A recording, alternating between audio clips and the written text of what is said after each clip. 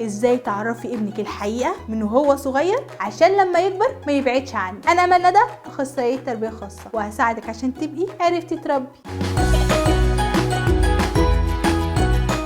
لكل ام عظيمه واب عظيم متكفل بطفل، تعالى اقول لكم تعملوا ايه عشان تقللوا المواجهه اللي ممكن تحصل وهتحصل لما ابنكم يكبر. من وهو صغير متفقين ان في مبدا القصه لازم تحكيها من اول ما يدخل البيبي الصغير بيتكم، لازم تحكوا له قصه جميله عشان ودانه يتعود عليها، عشان لما يعرف الحقيقه لما يكبر يكون متقبلها ويكون عادي بالنسبه له، عشان ودانه اتعودت عليها. وبسبب القصه دي هتزرعوا في ابنكم ان هو يكون متصالح مع نفسه عشان يواجه اي تنمر ممكن يحصل. طب ازاي؟ احنا قلنا اللي هو بيبي صغنن لسه داخل البيت، يبقى هنحكي قصه عن الحيوانات. عارفه ان الموضوع في الاول هيكون صعب عليكم، ازاي تبداوا تحكوا له قصه ان في بابا وماما تانيين، بس بقولك اطمني، انت مامته وهو باباه، والقصه دي هيتعود عليها عشان انت بتكررها له فودانه اتعودت عليها، وكمان تقدري تقولي كل الصفات اللي انت عايزاه يكتسبها. تعالى احكي لكم ازاي. هنخلي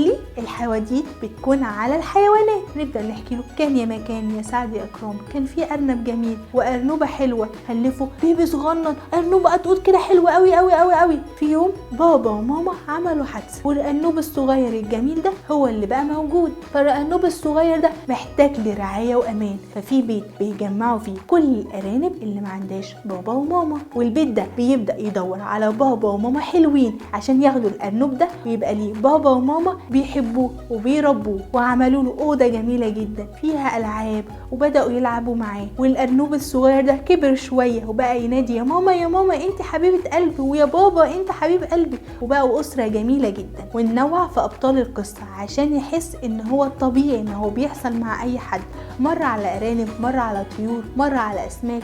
باختصار تنوعوا في الابطال، وكل لما بيكبر حطي صفه في القصه دي. يعني انت ممكن تخليه يدعي لبابا وماما اللي بقاش موجودين، وممكن كمان تسبقي المشاكل اللي ممكن تحصل او ممكن يتعرض لها من التنمر، تدخليها في القصه دي وتعرفيه ازاي يتعامل معاه عشان لما يكبر ويحصل له موقف من المواقف دي يعرف يرد ويدافع عن نفسه، وتحسسيه ان ده عادي. ومع تكرار القصه وودنه اتعود عليها بشخصيات مختلفه هيحس ان ده طبيعي ومش هو لوحده اللي عنده 2 بابا و2 ماما. ولازم تعرفي ان هو مميز اللي هو عنده 2 بابا و2 ماما. نقطه تميز، انا مختلف، وكل حاجه انت حابه تغرزيه فيها اغرزيه عن طريق القصه. معاكم مفتاح، يا ريت تدخلوه من هو صغير عشان ودنه يتعود عليها، وكده حليت الموقف بسلام من غير مشاكل نفسيه.